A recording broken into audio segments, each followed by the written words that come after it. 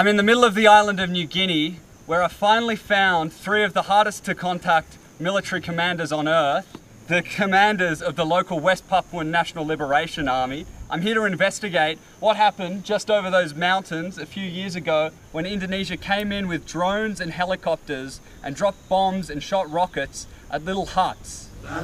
Selamat datang di Suara Papua ID, di mana kami membahas isu-isu penting seputar Papua dan perjuangan masyarakatnya. Kali ini, kami akan mengupas sebuah fenomena yang menggemparkan dunia internasional. Seorang jurnalis muda asal Australia yang menembus hutan Papua Barat dan bertemu langsung dengan Tentara Pembebasan Nasional Papua Barat, TPNPB. Apa arti kehadiran jurnalis ini bagi perjuangan kemerdekaan Papua? Dan bagaimana Indonesia menghadapi tekanan global yang terus meningkat? Tetap bersama kami untuk pembahasan lengkapnya. Berita ini menggambarkan dinamika internasional terkait perjuangan Papua Barat, terutama dalam upaya memperjuangkan perhatian global. Kehadiran seorang jurnalis asal Australia di wilayah yang dikuasai oleh Tentara Pembebasan Nasional Papua Barat, TPNPB, menunjukkan bahwa isu Papua telah menarik perhatian komunitas internasional. Dokumentasi jurnalis tersebut, yang termasuk pose bersama militan TPNPB, berpotensi menjadi alat kampanye yang kuat untuk menyuarakan kemerdekaan Papua ke dunia. Hal ini menciptakan dilema besar bagi Indonesia karena 1. Kredibilitas internasional. Adanya liputan independen yang memaparkan kondisi Papua dapat memengaruhi citra Indonesia di mata dunia, terutama jika laporan menyoroti pelanggaran HAM atau ketidakadilan struktural. 2. Tekanan diplomatik. Jika kampanye ini mendapat perhatian luas, negara-negara lain mungkin mempertimbangkan untuk mendesak Indonesia menangani isu Papua dengan lebih transparan dan adil. 3. Peningkatan dukungan untuk Papua. Video seperti ini dapat memobilisasi simpati dan dukungan dari masyarakat global terhadap perjuangan Papua Barat. Namun, risiko dari kejadian ini juga dapat memperkeruh situasi. Keamanan jurnalis. Lokasi terpencil yang dikuasai oleh kelompok bersenjata menimbulkan pertanyaan tentang keselamatan jurnalis. Stigma propaganda. Pemerintah Indonesia dapat mengklaim bahwa ini adalah bagian dari propaganda yang dimanfaatkan oleh TPNPB OPM. Apabila benar, langkah jurnalis ini akan menjadi bahaya besar bagi status quo di Papua, karena mendorong narasi kemerdekaan ke tingkat global dengan keautentikan liputan yang sulit diabaikan. Ini juga menjadi momen penting bagi Indonesia untuk menilai ulang pendekatannya terhadap Papua, baik melalui kebijakan internal maupun diplomasi luar negeri. Pandangan ini menyoroti tantangan geopolitik yang dihadapi Indonesia, khususnya terkait Papua. Isu Papua tidak hanya menjadi persoalan domestik, tetapi juga terkait dengan kepentingan internasional dari negara-negara tertentu yang dianggap memiliki agenda tersembunyi. Berikut beberapa poin utama. 1. Kepentingan strategis internasional. Negara-negara seperti Australia, Inggris, Belanda, dan AS memiliki sejarah hubungan dengan wilayah Papua serta kepentingan strategis, baik dari segi geopolitik, sumber daya alam, maupun hak asasi manusia. Dukungan tersirat atau eksplisit terhadap perjuangan kemerdekaan Papua sering dikaitkan dengan strategi melemahkan pengaruh Indonesia di kawasan. 2. Papua Nugini sebagai jalur masuk. Sebagai negara yang berbatasan langsung dengan Papua, Papua Nugini dianggap menjadi salah satu titik rawan masuknya pengaruh asing, baik berupa logistik, informasi, maupun aktivitas intelijen. Hubungan sejarah, budaya, dan geografis antara masyarakat Papua di kedua sisi perbatasan semakin memudahkan aliran dukungan kepada OPM. 3. Provokasi Timor Leste. Timor Leste, yang pernah menjadi bagian dari Indonesia, dianggap memiliki pengalaman serupa dengan Papua. Sikap Timor Leste yang mendukung kemerdekaan Papua secara moral dapat memprovokasi perhatian internasional dan menciptakan tekanan diplomatik bagi Indonesia. 4. Kepalsuan diplomasi. Pandangan bahwa negara-negara tersebut bersikap ramah hanya di permukaan menunjukkan adanya kecurigaan mendalam terhadap agenda diplomatik mereka. Senyum diplomatik seringkali ditafsirkan sebagai bentuk strategi untuk menyembunyikan niat sebenarnya. Untuk memperjuangkan kemerdekaan Papua, tindakan yang diambil oleh orang Papua harus berfokus pada pendekatan yang strategis, damai, dan melibatkan perhatian internasional. Berikut langkah-langkah yang dapat menjadi sorotan. 1. Memperkuat kesadaran kolektif. Orang Papua harus bersatu dalam visi dan misi yang jelas untuk mencapai kemerdekaan. Kesadaran kolektif ini dapat dicapai melalui pendidikan, diskusi, dan konsolidasi di antara semua kelompok masyarakat Papua. 2. Kampanye internasional. Menggunakan platform global, seperti media, organisasi HAM, dan forum internasional, untuk mengedukasi dunia tentang kondisi Papua, menyoroti pelanggaran hak asasi manusia, ketidakadilan, dan perjuangan mereka. 3. Diplomasi dan dukungan internasional. Berkoordinasi dengan negara-negara yang mendukung perjuangan Papua, seperti Vanuatu, Papua Nugini, dan sekutu internasional lainnya, untuk membangun jaringan diplomatik yang kuat di tingkat global. 4. Dokumentasi bukti. Mendokumentasikan setiap bentuk pelanggaran HAM, ketimpangan ekonomi, dan masalah lainnya yang dialami orang Papua untuk memperkuat klaim mereka dalam forum internasional. 5. Pendekatan non-kekerasan. Mengadopsi pendekatan damai seperti yang dilakukan tokoh-tokoh dunia, misalnya Mahatma Gandhi dan Nelson Mandela, untuk menekan pemerintah melalui moral dan legitimasi tanpa kekerasan.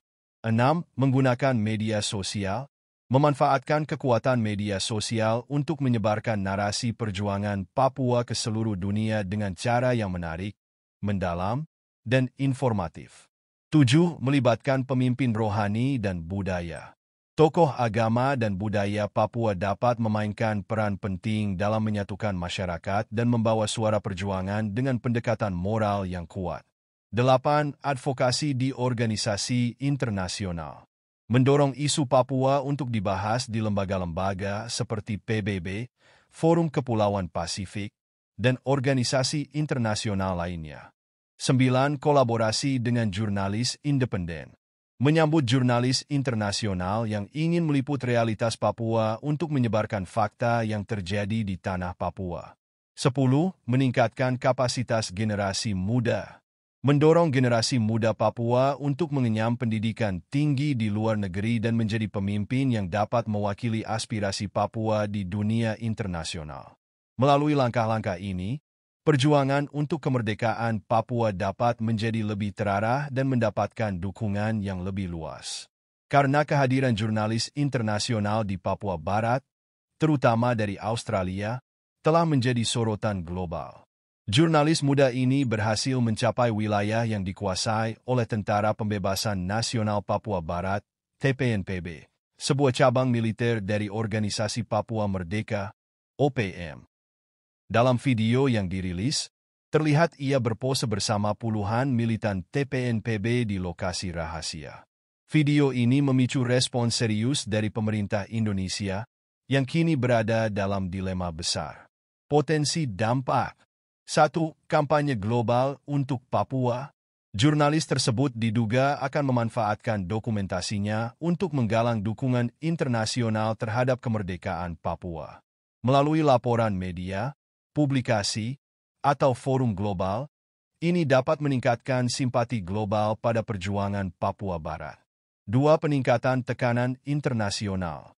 Negara-negara sekutu yang mendukung hak asasi manusia mungkin menggunakan laporan ini sebagai dasar untuk menekan Indonesia agar mengubah kebijakan terhadap Papua. 3. Bahaya bagi Indonesia. Video ini dapat memengaruhi citra Indonesia, khususnya terkait pelanggaran HAM di Papua. Isu ini berpotensi memecah dukungan diplomatik Indonesia di arena internasional. 4. Pengawasan di perbatasan Papua Nugini. Papua Nugini, yang berbatasan langsung dengan Papua, menjadi perhatian karena diduga menjadi jalur aman bagi jurnalis dan pihak asing untuk masuk ke wilayah konflik. Reaksi yang diperlukan Indonesia. Pendekatan diplomatik. Indonesia perlu meningkatkan kerjasama diplomatik dengan negara-negara seperti Australia dan Papua Nugini untuk memantau aktivitas jurnalis internasional di Papua. Transparansi di Papua, pemerintah harus lebih terbuka dalam menangani isu Papua dengan memberikan akses kepada media nasional dan internasional untuk meliput realitas di sana secara netral. Penguatan narasi positif, Indonesia perlu membangun narasi yang kuat di dunia internasional, menunjukkan komitmen untuk keadilan, pembangunan, dan penghormatan hak asasi manusia di Papua. Kehadiran jurnalis asing di Papua Barat bukan hanya menjadi tantangan bagi stabilitas nasional tetapi juga membuka jalan baru untuk kampanye kemerdekaan Papua di tingkat global. Indonesia harus waspada dan bertindak bijak dalam menghadapi situasi ini, dengan memperkuat keamanan, diplomasi, dan pendekatan yang humanis di Papua. Terima kasih telah menyimak pembahasan kami di Suara Papua ID. Kehadiran jurnalis internasional di Papua Barat membawa banyak implikasi, baik untuk perjuangan kemerdekaan Papua maupun bagi Indonesia di kancah global. Ini adalah momen penting untuk merenungkan masa depan Papua dan langkah-langkah yang harus diambil semua pihak.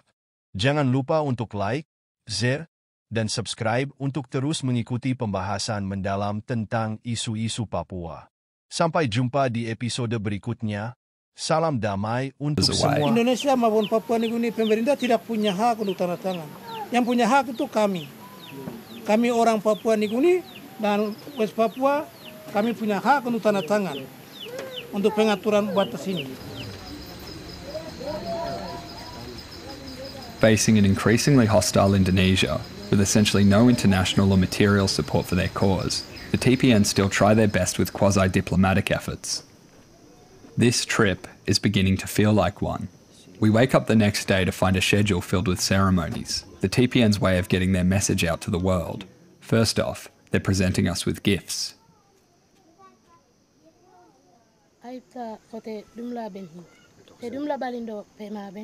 So what did she say about the bombs? He said, these bombs, they throw my house. I went out from the jungle. I stayed in the jungle and I came to here. We need support, international support. We need any country support, full support, war, equipment, and also financially. Because we have beautiful ladies in here, West Papua. Many beautiful ladies. Many men like married with them. Understand what I mean? Mm-hmm. That means we have many resources. Coal, mining, forest, timbers, and oil and gas. Everything is there. Anyone interested, please come. Support our logistic weapon system complete and also financial. Then we will see, test who is have good ability and skill to fight for in the field, Indonesia or West Papua. We will see and we will test. If Indonesia, okay, we will surrender to Indonesia. But we say Indonesia, let's go, leave our lands. Thank you.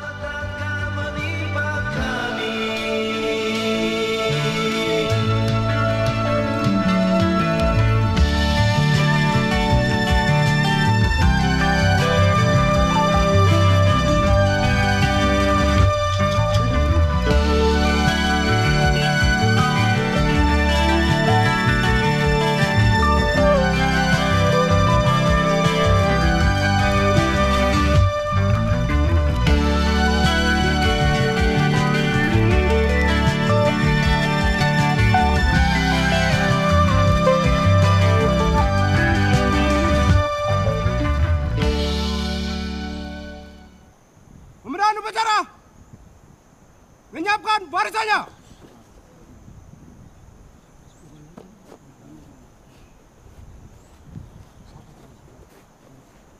Untuk saudara. Siap. Stop. Inspektur upacara memasuki lapangan upacara.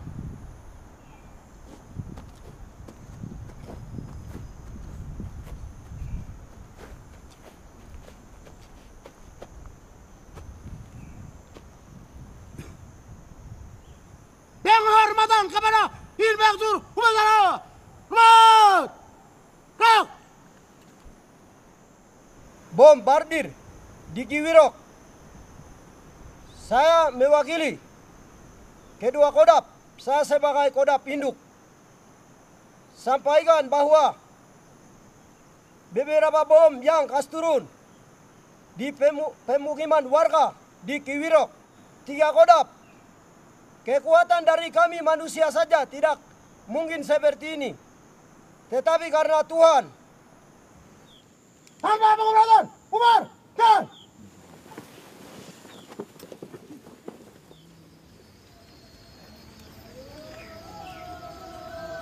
This tarpaulin held up by a few branches is Lamek Taplo's podium.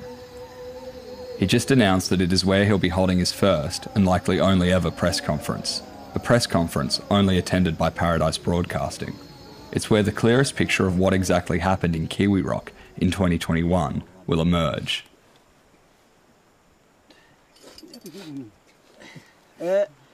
Kabe dunduk di Bakaba 152 bom dunduk di. Lamek and the commanders are holding Krushik M72 81mm mortars. These specific mortars have been modified to be dropped from the air owing to an improvised tail boom and fuse.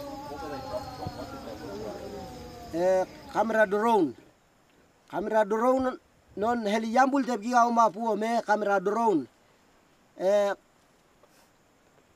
tindi stombol ne di tindi stombol hay bamta pu abe na kaba kampung pu abe na kaba kamera drone ta na kaba kabe kaba ba go tek daga ne de ma by remote transfer.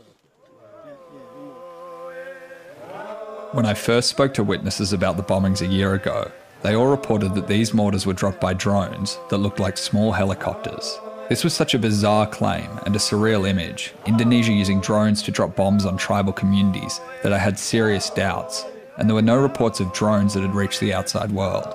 I got the witnesses to draw pictures from memory of the alleged drones. After some digging, and to my great shock, I discovered that just a few months before the bombings, photos emerged online showing an officer from Indonesia's paramilitary police wing, Brimob, standing next to a drone carrying mortars in Papua, completely consistent with the drawings and description of a small helicopter. This drone is a Blowfish A3, a UAV manufactured by the Xi'an company in China. This model boasts a swarm function, where up to 10 drones utilise artificial intelligence to take off and swarm a target in unison, completing the attack with full autonomy. Tentu saja, drone ini sangat membantu dalam misi yang diemban oleh TNI maupun Brimob untuk mengamankan daerah dan memburu OPM di Papua. Can I show you this picture? I presented the delegation with a photo of this model. Do you recognise that? Have you seen that before? Drone. See, so we've got a positive ID on the Blowfish AI drone. That's the one? Yeah. So that's Brimob. Yeah. And they look like, is that what they look like? Yeah? Everyone see?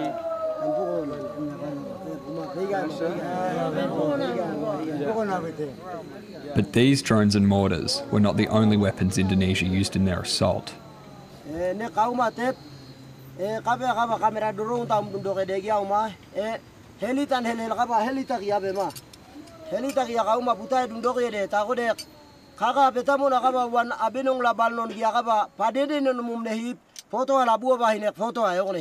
I've seen shrapnel like this before. I was presented with a whole bag of it by other witnesses on my last trip to the border. It's from Thales FZ-68 rockets. These rockets are designed by the Belgian wing of French multinational defence contractor, Thales.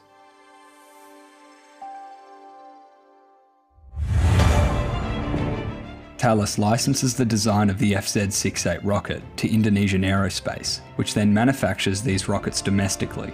These are rockets that carry a variety of deadly warheads. They're designed for use against serious military targets, not sago leaf huts and bow and arrow wielding guerrillas.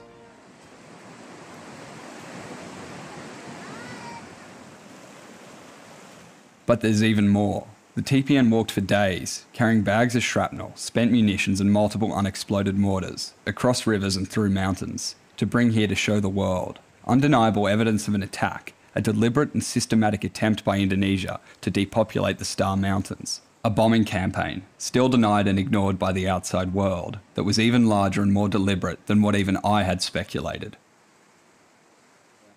So it looks like we've got the same Serbian mortars that I've investigated and held before. This one has MBU M18 on it. The MBU M18 is a model of proximity fuse manufactured by state-owned Serbian company, Jugo Import. These fuses have been improvised onto the Krušik high-explosive mortars. Proximity fuses allow far greater precision in timing an explosion, allowing these mortars to have maximum impact. They can increase the lethality of a munition by tenfold when compared to a standard contact fuse. They are especially useful to have on mortars that are dropped by drones. Lamek explains that some bombs exploded mid-air and some on the ground. This precision possible thanks to proximity fuses, although it looks like some may have been faulty. They're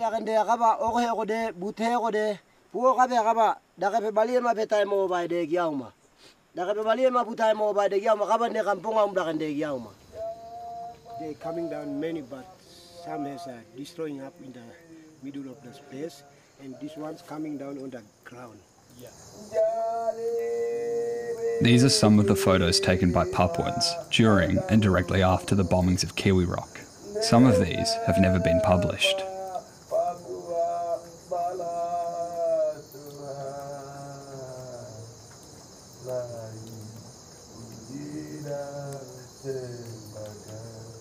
The most mysterious pieces of evidence I'm presented last. Some dodgy plastic tail fins and a 40mm grenade cartridge. But then we've got this really cheap plastic tail that might have been screwed onto a mortar that I'm not sure what it's for. Indonesia seems to be using a whole lot more than just what we originally thought on Kiwi Rock. Tom, could you ask? Oh, I'm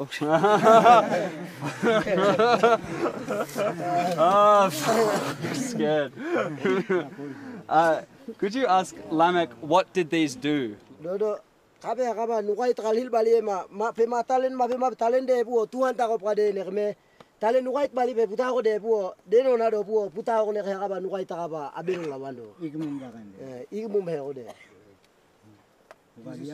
Come to the patient, but he's disappeared. Yeah. That's why we're running away. So they don't kill anybody, yeah. But they hit you in the chest. Yeah. And he said maybe God is blessing, maybe guiding us, so we. Yeah, didn't get killed from it. This testimony seems to indicate that if this was a standard high explosive grenade, it was faulty, or that it's not the cartridge from a standard grenade. And these ones are Indonesian bullets. Listing spent munitions may seem trivial, but for 60 years Indonesia has consistently denied dropping bombs on West Papua.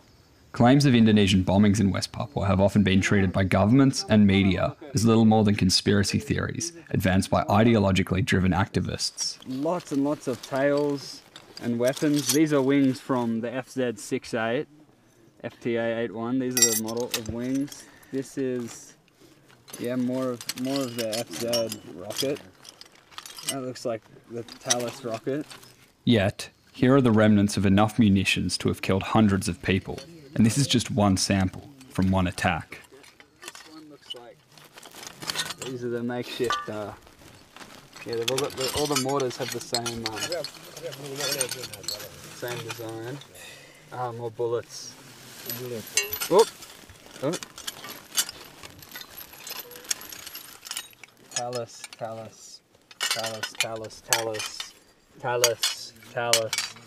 Krušik, Talus. So you can imagine what this would be like coming at you at, I don't know, hundreds of kilometers an hour, cutting through you. Talus doesn't have a problem selling these weapons to use in the middle of an island, in the most remote, uncontacted area of an island that really had its first contact with the West, or the West, I don't know what the word is, 50 years ago, and they're using these. Is it what is Indonesia defending? They're not defending anything. And what is Talus? What is Talus?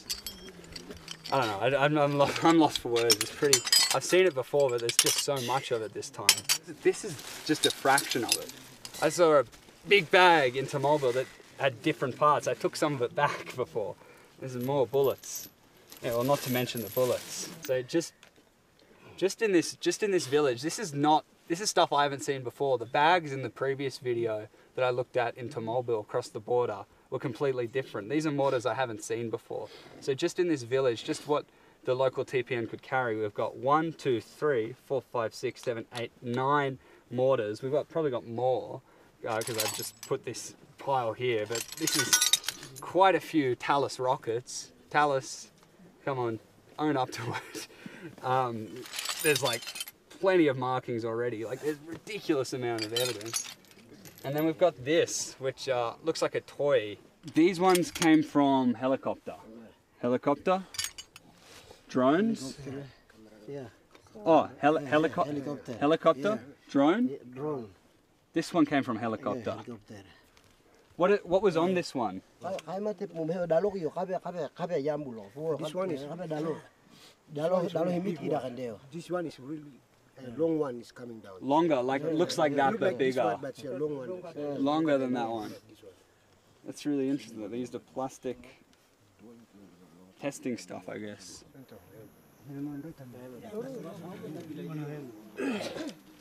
So this is what Indonesia uses against Papuans and the West Papuan Liberation Army, and this is what the West Papuan Liberation Army and Papuans are forced to use against Indonesia. It's not a particularly even fight. Bows and arrows versus mortars. Documents released under Freedom of Information requests from Paradise Broadcasting show that a few days after the bombings began, on the 25th and 26th of October 2021, the Australian Embassy in Jakarta made calls to the Indonesian government to inquire, quote, about the reported claims of TNI firing mortars from helicopters in the Papua highlands. On the 27th of October 2021, the Australian Embassy in Jakarta sent a cable to the Department of Foreign Affairs in Canberra. This cable shows the Indonesian government denied any bombing of Kiwi Rock to the Australian government, with bureaucrats from Australia's Department of Defence, Home Affairs and Foreign Affairs appearing to accept those denials. Quote, the Indonesian government has refuted media reports that security forces attacked villages in Papua using mortar rounds fired from helicopters. However, security forces have acknowledged there was law enforcement activity in the region at the time.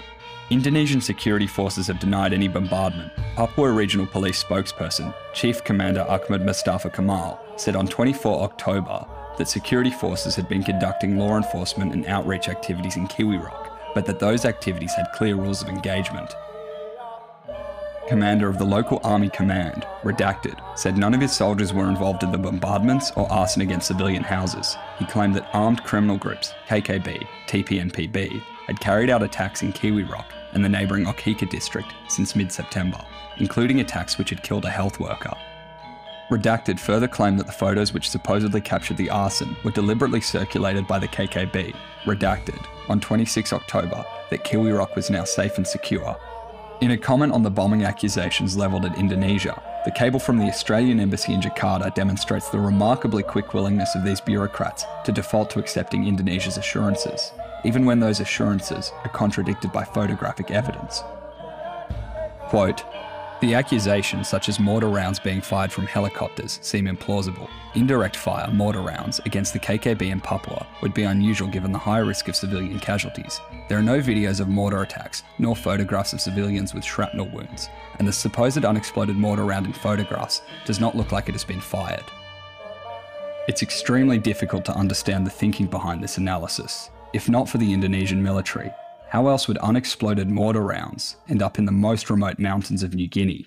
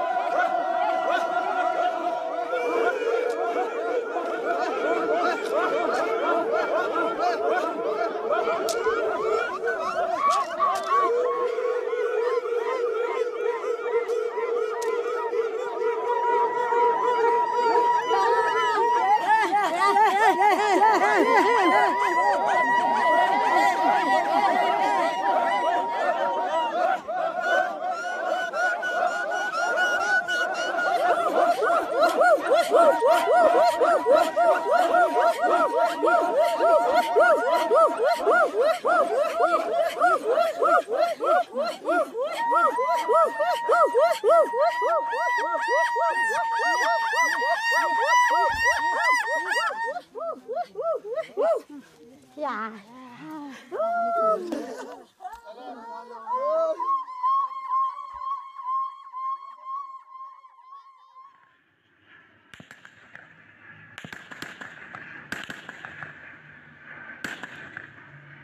These are videos of Ananias Mimin's Bintang Timor command of the TPNPB. They were taken in the years since the Kiwi Rock bombings.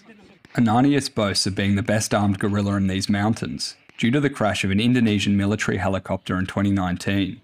All 12 military personnel on board died. The wreck was in such a remote place, on top of Mount Aplim, it took Indonesia 8 months to locate it, and that was only by air. Dengan peluru kamu kandung itu dapat di mana? Ditempatin sudah. Itu kan dari alam yang Tuhan langsung kasih begitu, langsung taruh di situ baru kita begitu ceritanya. Sebelumnya itu Bilang saya sendiri. tidak pernah lihat body senjata, terus Tidak tahu cara pegang peluru senjata juga tidak pernah lihat. Tapi pas kami keluar ketemu jatuh heli baru kami lihat senjata peluru maksudnya amunisi. Setelah itu baru kami langsung ambil, langsung macam ada petunjuk langsung dari Tuhan atau alam, jadi sudah dari situ kami tahu bunyi tembakan, cara kokengnya, terus apa kasih bunyi itu.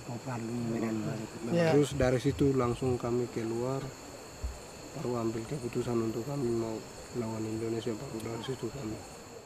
This is Indonesian Air Force helicopter with 12 personnel.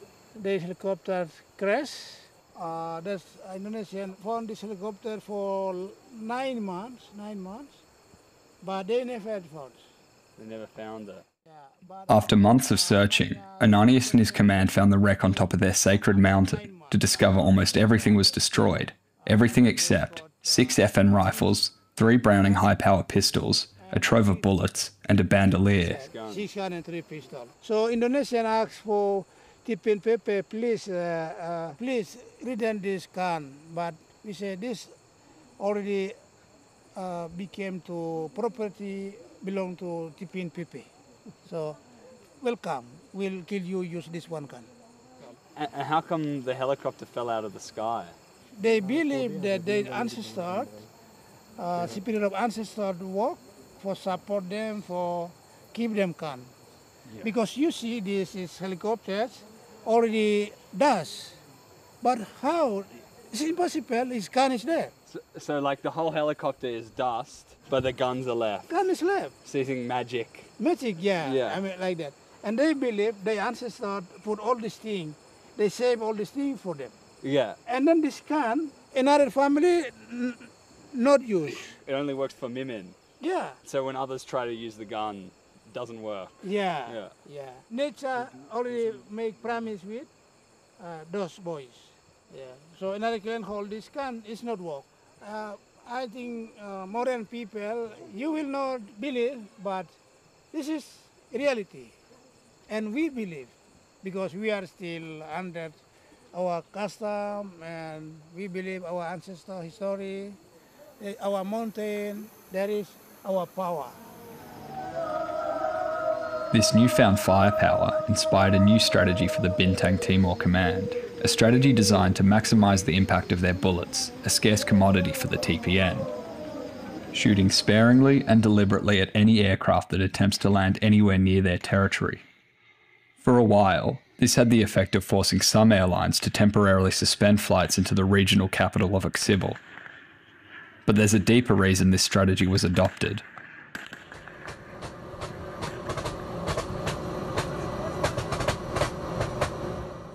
This video was taken from the inside of what should normally be a civilian aircraft that was being used for a military extraction during the Kiwi Rock conflict.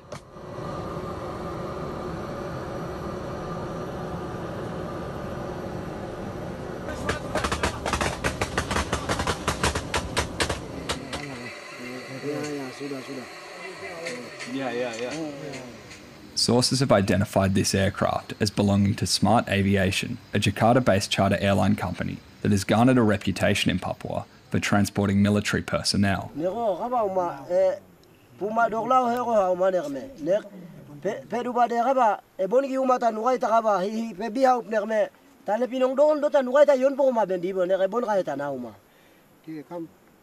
They come and don't kill us, so they're using any plane they used to use. Any plane they're using. And everyone's witnessed. Yes, everyone's witnessed that. So no one here trusts any plane, because any plane could come with people with bullets or bombs or We can't see this plane. Who's planning? Who's like from government or from missionary? We never see it. They just come and they shoot it. This is a pattern all over West Papua, and it's part of the reason other TPN commanders have gone so far as to take civilian pilots hostage, as Indonesia deliberately blurs any distinction between military and civilian activity, which not only degrades trust among Papuans, but makes it incredibly dangerous for anyone, whether military or not, to work in the highlands. Enli M. Bidana disebut sebagai komandan operasi kelompok kriminal bersenjata Ngalum Kupel Lamek Taplo. All the reporting on the conflict in Kiwi Rock lays the initial blame on Lamek Taplo, yet very few have raised the question, why did Lamek burn government buildings, including a health clinic, in the first place? It appears that the impetus of the conflict in Kiwi Rock could be yet another instance of Indonesia's deliberate use of civilian infrastructure as a Trojan horse for military activity.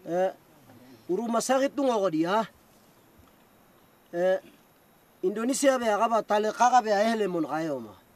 Kaga yen puglon kaya nerme. Satu akabe mama yung akame matigan generasi orang Papua. Heon kaya nerme. Kauma Maria uma. Maridom te akaba.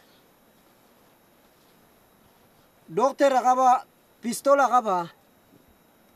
Nugai te bonia nginunu akaba pistola kasih keluar hene nugai baliuma. 21 kali tembakan herne o gaben po Indonesia be agaba mantri ado nekot ay badungo diam. The reason of I been the clinic, the one of the doctor is working inside. He's a staff inside. This has been the consistent testimony from Papuans from the beginning. Claims that the conflict began when an Indonesian migrant doctor stationed at the health clinic in Kiwi Rock, working closely with the Indonesian military, opened fire at Papuans, prompting Lamek to order the arson of the clinic. Because of this repeated pattern from Indonesia, in the Papuan highlands, there is little trust of NGOs, let alone of supposed do-gooders from Java. The 1996 Mapenduma hostage crisis was a particularly sordid example of Indonesia's Trojan horse tactics, wherein special forces went so far as to use a Red Cross helicopter to sneak into a village where they then indiscriminately shot and killed civilians. The statements all confirm. A white helicopter with Indonesian soldiers hiding in the back. A Red Cross flag, white people shooting at them, and many of them claim a white woman whom they've learned to trust. It seems since then, not much has changed.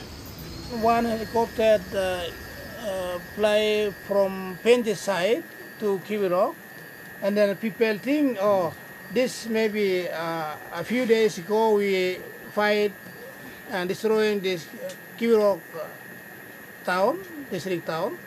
Maybe this is one of help, international help, maybe fly helicopter come from Papua New Guinea. And then they all of us hang up and say, suddenly turn fly and helicopter destroy all this bomb. Lamek, So people thought it was Papua New Guinea helicopter? Yes, people think. This was the helicopter that shot the Talus rockets? Yes, and also drone flow. Smaller drones. Flow. They came with the helicopter. Till this day, Indonesian helicopters fly over these mountains, terrifying the locals and preventing anyone from returning to the villages they lived in before the bombings. A week, helicopter actively operates this area. Even where we are now, sometimes helicopter fly over? Yes, they will run around from that, dropping Indonesian police and military personnel. In 2023, German NGO Human Rights Monitor published an open-source investigation into the bombings. This investigation compared aviation photography and satellite images of Kiwi Rock from before and after the attacks. Their investigation found that 206 buildings in 8 villages had been destroyed, suggesting an overwhelming majority by Indonesian security forces. Their report also found that the bombings could constitute crimes against humanity under the Rome Statute of the International Criminal Court, a stunning claim for a bombing campaign that both Australian and Indonesian bureaucrats have denied even happening. Does anybody have any pictures of the helicopters or drones? Kalau untuk helikopter ada gambarnya. Kalau untuk kamera drone punya ini tiba-tiba, jadi susah untuk kita ambil gambar karena situasi kondisi yang ada di situ itu sangat sulit karena tiba-tiba. Rakyat ini tidak tahu barang-barang begini, jadi rakyat itu daya lagi tidak ada, hilang. Akal pun tidak ada, pikiran pun tidak ada, jadi sudah. We have photo helicopter only. You got a photo of the helicopter? Yeah, like say. Can I see the picture? Aksi teritori. Very interesting. Ini sudah saya punya bukti. Bukti pengorbanan. This is my evidence. Yes. Hard to identify. Very small, but that looks like a helicopter. As far as I'm aware, these are the first images ever published of the helicopters alleged to have been used in the Kiwi Rock bombings. Video is in here. Oh, video.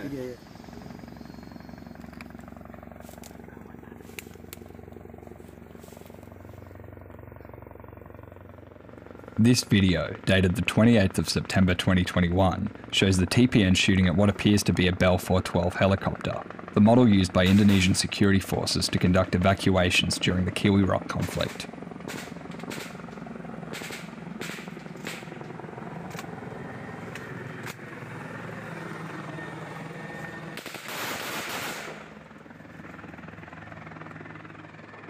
It is unlikely this was the model that fired the Thales rockets. Those were most likely a model of Airbus, either the H225M or the H125M. A now deleted Thales webpage advertised that the Indonesian army had received training from Thales on the maintenance of FZ-219 rocket launchers attached to Airbus helicopters, the same launchers used to shoot the FZ-68 rockets.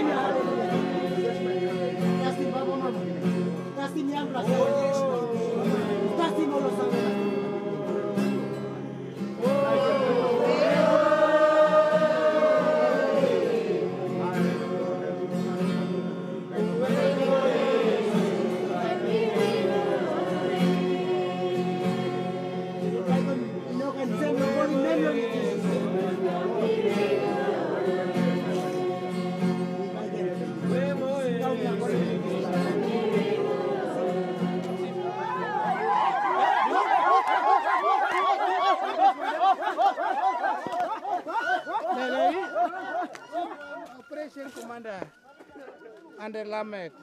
Oh, she's operation. Yeah, so she can organize boys go with fight. But they will move with them with singing. Spirit of war. They make the spirit up. The warriors song. Yeah, warrior song, right. And in our custom, when we make schedule for go fight with enemy, no man sleep with woman. Yeah, we leave women sleep separate. All men go fight. If sleep with women and go fight, bullet come get. Even okay, stand up back of all the soldiers, but bullet will find him. And if women sleep up there, and men not sleep down.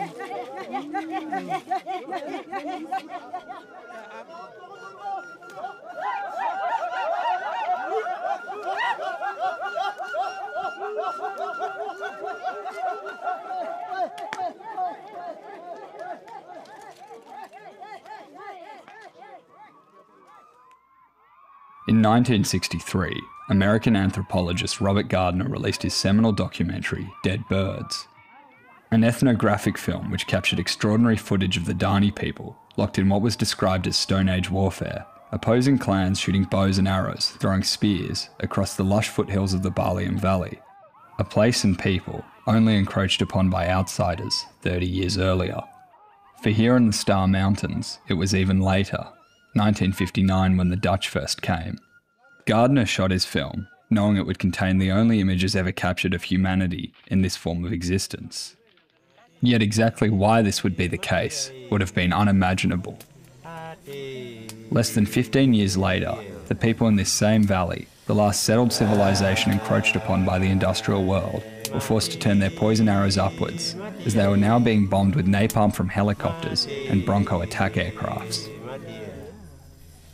Indonesia's late 70s bombing campaign against West Papua has to be one of the largest mass killings of the second half of the 20th century, that by most official accounts never happened. Reports detail thousands upon thousands massacred, those who surrendered boiled alive, burnt alive, buried alive, and worse. Yet not a single photograph of this campaign exists. The vast expanse of mountains, jungles, rivers, absorbing the screaming, the booming, the man-made thunder, all kinds of depravity brought by the cowboys from the west. For 60 years, Highland Papuans have been trying to tell the world of what Indonesian security forces have done in these mountains. Yet if their message ever did reach the lowlands, it became nothing more than a rumour. For a nation to bomb its own tribal communities would be an act of such extreme asymmetrical aggression that the suggestion in of itself to outsiders was almost comical. But as well as mortars and rockets, now phones and cameras have slowly made their way into these mountains, and the TPN can document their last stand. But will anyone watch?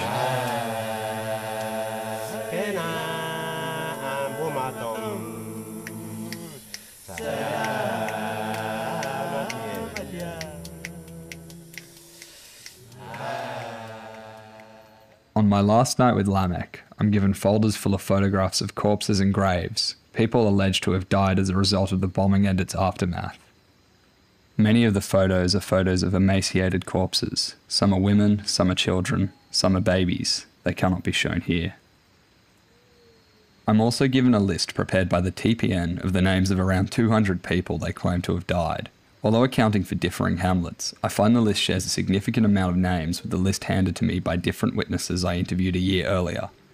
Running very low on battery, I'm not expecting to film an interview in this context, but it is in this informal setting in which some of the more startling allegations about Kiwi Rock come to light.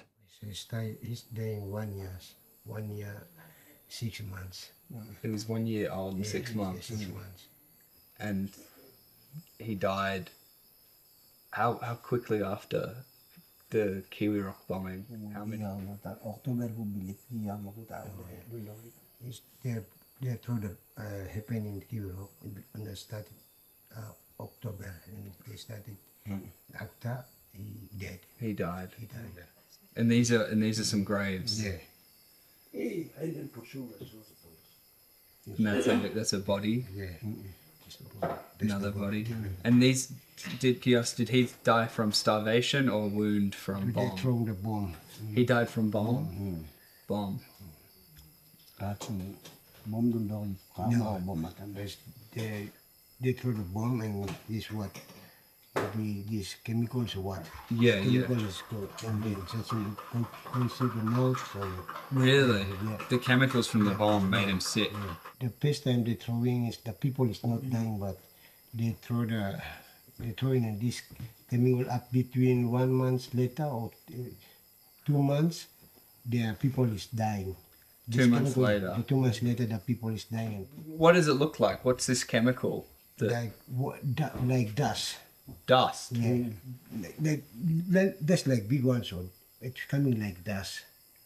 Coming like clouds of dust. Yes. These claims of sickness and poisoning were flagged by the few messages sent out from the mountains via church sources in the years since the bombings. This message from October 2023 contains pictures of corpses and graves and states, quote, "The 2 children died because there was no access to hospitals and also no medical assistance in the refugee areas from the start of the conflict until October 2023. Refugees in Kiwi Rock were sick, coughing and bleeding according to the information we received, possibly from the mortar smoke in the fire. The impact is starting to impact parents and children. The 2 children who died experienced symptoms of coughing blood that would not stop continuously and had to exhale, and when they coughed out blood. The allegations surrounding poisoning are very hard to substantiate, but these witnesses are not lying. Something has happened. Time and time again, I've had my doubts about what sounds like far-fetched testimony about drones, snipers, and rockets, yet every single time, the witnesses have been proven correct. It might not be poisoning, but it's still undeniable that a great deal of people have died in mysterious circumstances since the Kiwi Rock bombings that Indonesia said didn't happen. And I still haven't identified the grenade cartridge and tail fins, possible evidence supporting the poisoning allegation. To do so, I'll need to get them out of Papua and back to Australia.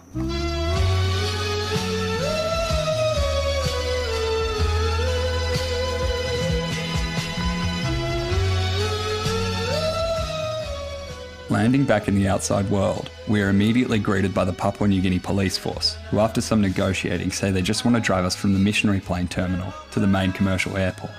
The only issue is, those buildings are 20 metres apart. After loading us up into the back of the open-air police truck under obviously false pretences, we speed down towards the town's main police station, where we are questioned and our bags containing a bunch of evidence from the bombings searched.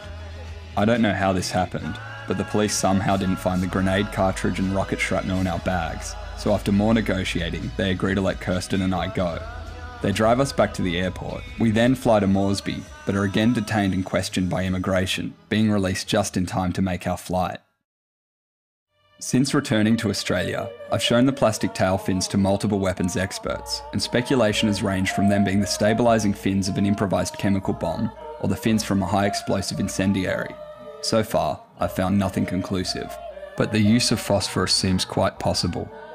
In 2018, journalists Mark Davis and John Martinkus reported that security forces potentially deployed white phosphorus in Nduga to forceful denials from Indonesia. The 40mm grenade cartridge from Kiwi Rock is very similar in appearance to some of the cartridges that accompanied those reports. It is also identical to certain 40mm Pindad high explosive grenades. I got some limited chemical testing of the munitions done, looking for phosphorus in particular. It was a long shot as phosphorus disappears into the environment very quickly, and these munitions have been left in the Rainy Star Mountains since their use 3 years ago. As expected, the results were also inconclusive. Although recently declassified cables from Australia's Department of Foreign Affairs confirmed that as early as 1978, Indonesia was deploying plastic phosphorus bombs in Papua. Ironically, these cables were speculating that Indonesia was open about their use of phosphorus to cover for their use of, quote, high explosive rockets and possibly even bombs. Saya mau tanya kepada PBB bahwa apakah dari 36 kodam ini sudah punya heli, sudah punya kamera drone, maka dari Indonesia kasih turun bom dengan melalui helikopter dan melalui kamera drone kepada kami TPNPB dan juga pemukiman warga begitu. Saya tanya kepada pihak PBB begitu. Jadi tolong jelaskan. Papua? Papua? Unfortunately for Lamek and the Nyalam Kupal people, the UN won't explain, nor will Indonesia, nor will the foreign weapons companies profiting from West Papua's obliteration. Like the American Indian Wars or Australia's frontier wars, this is an asymmetrical war, a war waged by an industrial power eager to exploit the riches of its frontier against tribes, a war that has been heading in one direction. Did he die after Kiwi Rock starvation? Starvation? Bilan Taplo. Yeah, his son. He's died. He died? Yeah. After Kiwi Rock? Yeah, after Kiwi Rock. This is your son? Yeah. Oh, wow. Did he die from starvation or from? From after the sickness. Sickness. From maybe boom or maybe. There's something else going on. Yeah. Smoke. From the smoke. Smoke.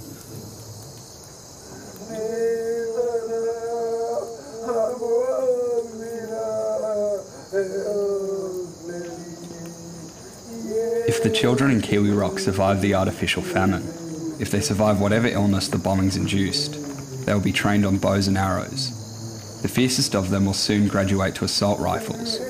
They will make their last stand against history. Maybe they will take a hostage. Maybe they'll burn some buildings. Maybe they'll shoot some aircraft from the sky. Maybe their ancestors will pull the aircraft down for them. Or maybe they will die, because an algorithm, loaded into a drone from China, sent to the mountains by Jakarta, determined that they were the wrong speck in the grass.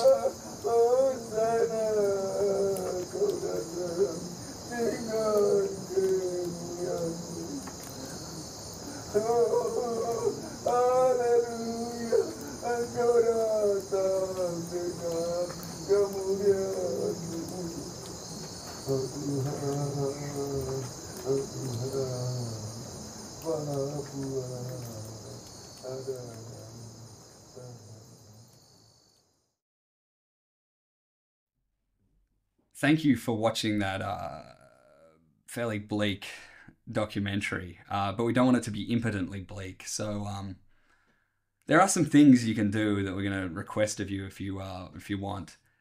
First off, we've partnered kind of up with PNG Trust. They helped us do this documentary in the first place. They're an NGO based in Papua New Guinea, and they're planning on hopefully getting some supplies into the Star Mountains, like food, rice, communications equipment, some literacy training and medical assistance, just so people can better document what's happening to them and also just eat, because you probably saw in the documentary the kids there, they've got bloated bellies, which is a sign of protein malnutrition. So we've linked that that fundraiser in the description. So if you want to help out, that'd be hopefully we can do something and raise some money and bring some supplies in.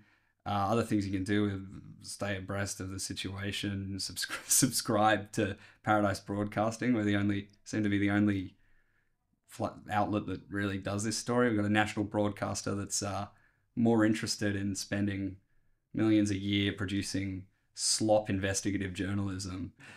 And then there's other things you can do to support West Papua.